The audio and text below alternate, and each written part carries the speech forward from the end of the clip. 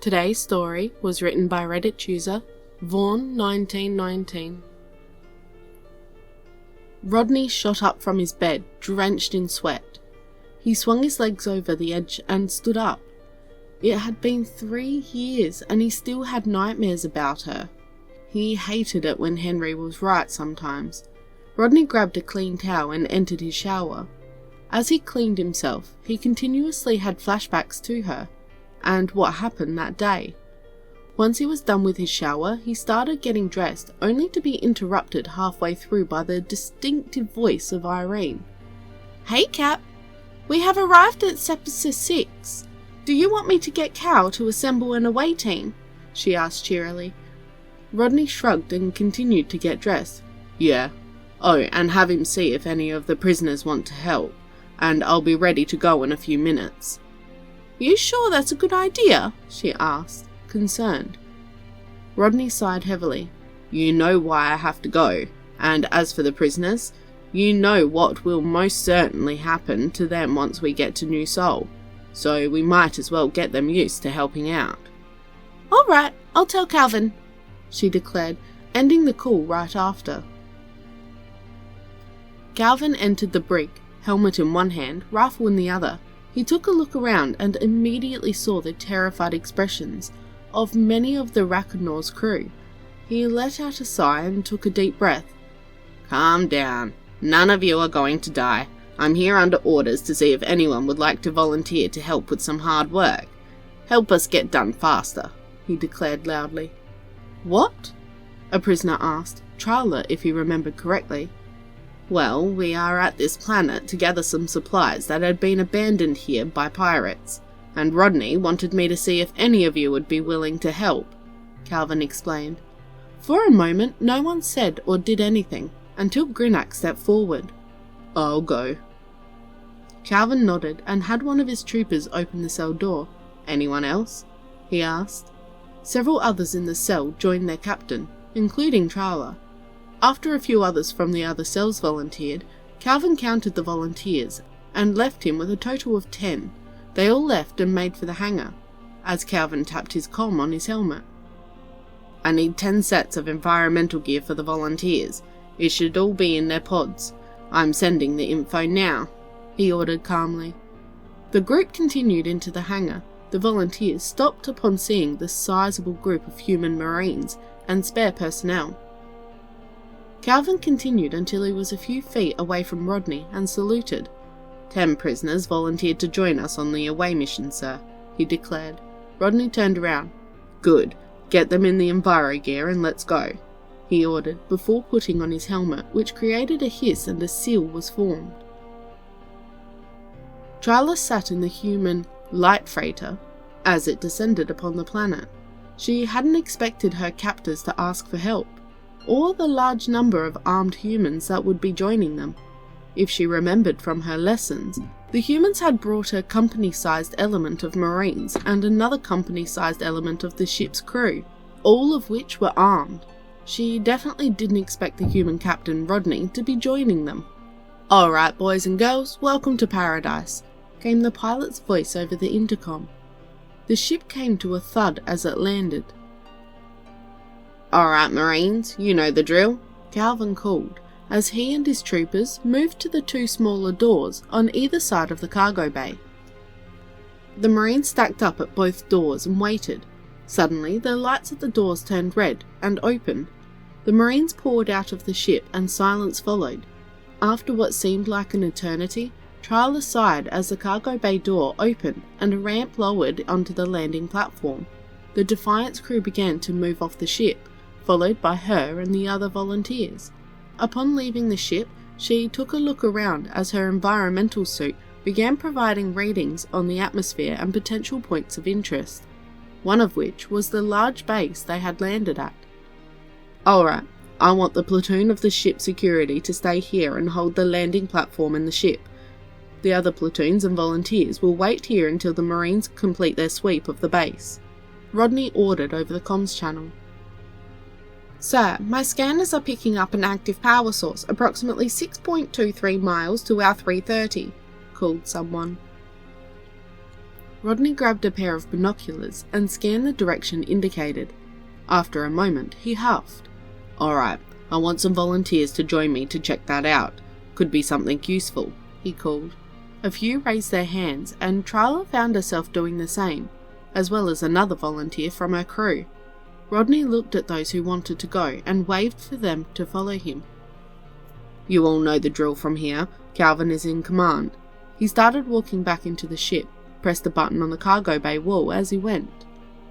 A moment later, an 8-wheeled vehicle was lowered onto the ground. Tryla examined it as it was released from a set of clamps. It looked to be well armoured and had a turret on top that had a human cannon as its armament.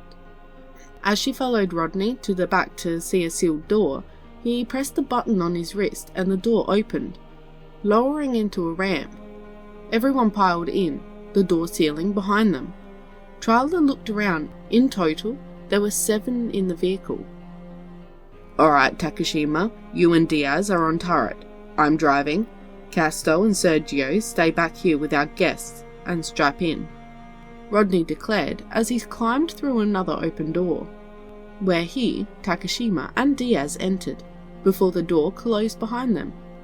The vehicle roared to life as it began to move forward. Tryla sat down and strapped herself in, the other volunteer doing the same beside her. She looked at him and realised he was Nerg. "What's your name?" she asked him. He turned and cocked his head slightly. "My name is Gog, Agent Tryla," he stated matter-of-factly. Nala nodded and tried to remember. The name was familiar to her. After a few minutes of thinking, it hit her. "You were one of our ship's security detail, third in command of it, right?" He nodded, but before he could say anything else, a pair of laughing humans cut him off. "Something funny?" he asked, irritated. "Nah, in fact, we're pretty happy at the coincidence," Casto said, catching his breath. "Yeah, whenever the captain goes on an adventure, something fun is bound to happen," Sergio continued. "Like what?" Tryla asked, amused.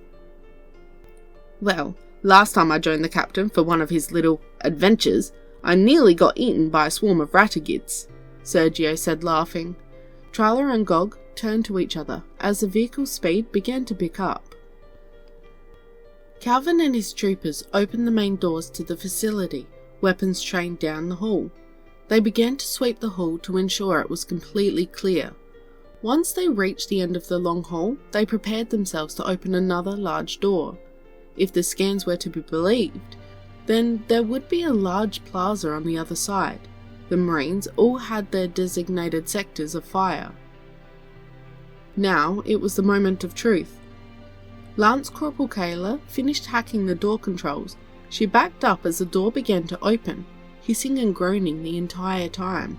Everyone prepared themselves for the potential firefight, only for nothing to happen. "First platoon, take up positions on the right. Second, you have centre.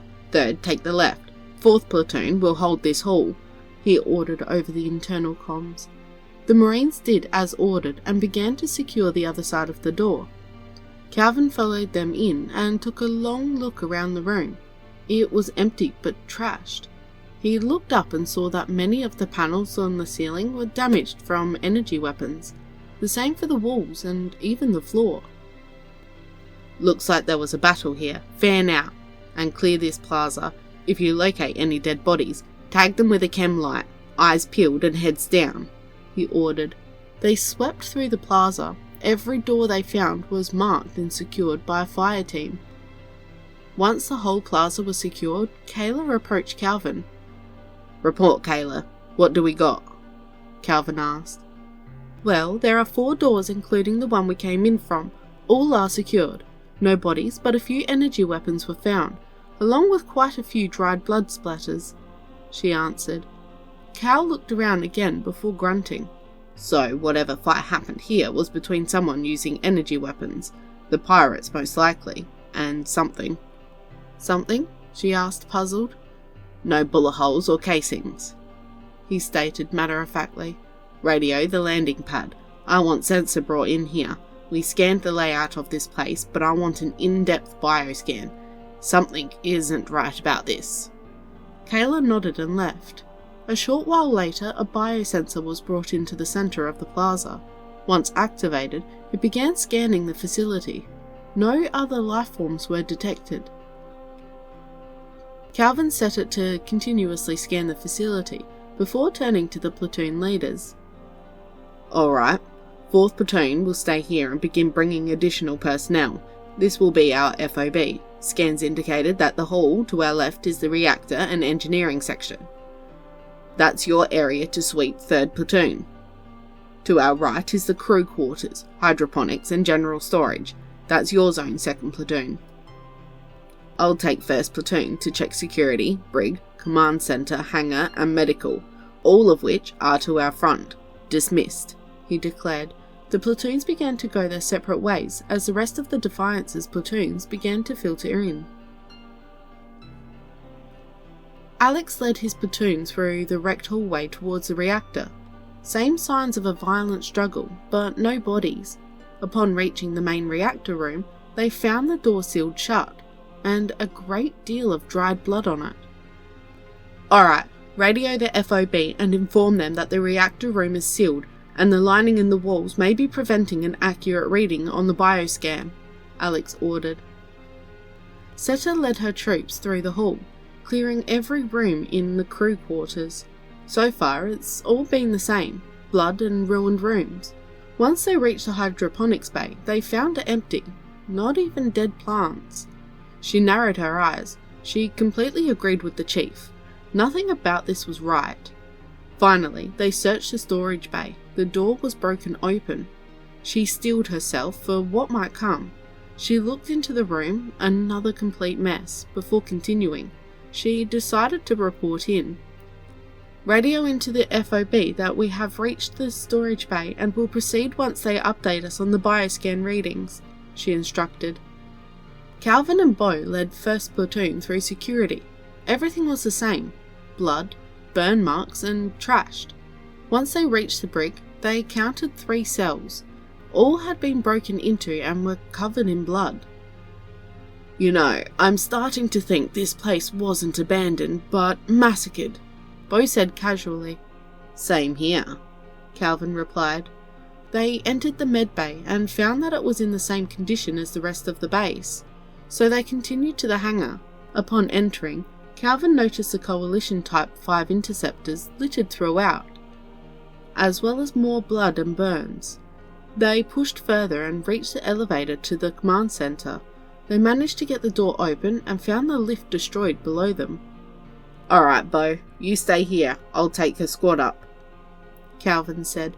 Bo nodded as 3rd Squad equipped their grappling cables. Calvin launched his cable and began climbing. The tower wasn't massive, but it was a good 20-minute climb. Once they reached the top, they found that the command center hadn't been spared the fate as the rest of the facility. "Alright, Kayla, get any and all intel off these terminals you can. I don't think this was a pirate base, and I want to find out what the hell happened here."